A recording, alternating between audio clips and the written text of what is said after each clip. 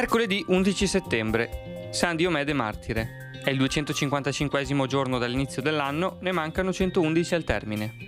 Il sole sorge alle 6:44 e tramonta alle 19:29. La luna si leva alle 15:28 e tramonta alle 23:10.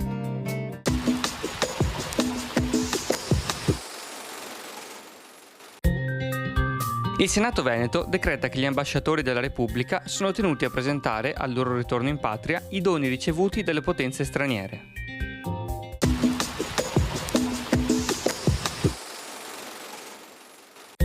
Le previsioni per domani. Tempo perturbato con cielo in prevalenza molto nuvoloso o coperto. Precipitazioni diffuse, anche a carattere di rovescio o temporale, più consistenti sulle zone centro-settentrionali, col limite delle nevicate in abbassamento, fin sotto i 2000 metri sulle Dolomiti. Possibile diradamento dei fenomeni in serata sulle zone pianeggianti.